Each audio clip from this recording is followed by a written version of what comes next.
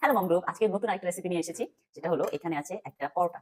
তো পরোটাটাকে আমি কেটে ফেলি। এটা জায়না টিফিনের জন্য আজকে আবার নতুন একটা রেসিপি ট্রাই করছি। তো এখন হলো এটা হলো সসেজ। সসেজটা হলো এভাবে ছোট্ট, ছোট্ট করে কেটে ফেলবো। ওকে। তারপর হলো এখানে আছে চিজ। এই চিজটাকেও আমি কেটে ফেলবো। চিজটা হলো আমি এই যে পরোটার উপরে বসিয়ে দেবো। এভাবে বসিয়ে তারপর হলো আমি এটার উপরে দেবো সসেজ। সসেজ দিয়ে এভাবে দেবো। চিজটা সরিয়ে ফেলি। এখন আমি এটাকে এভাবে দিয়ে এই যে কাঁটা চামচ দিয়ে এভাবে ভাঁজ করে দেবো। দিয়ে এটা অনেক বড় হয়ে গেছে, সো এটা আমি মাঝখান দিয়ে এইভাবে কাটবো। এই যে সুন্দর রেসিপিটা রেডি।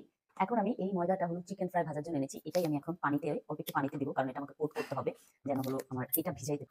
আমার মোটামুটি এটা কমপ্লিট কোট করা। এখন জাস্ট আমি এটা দিব আর হলো এপাশ ওপাশ করে তারপর হলো এটা করে দিয়ে দেব।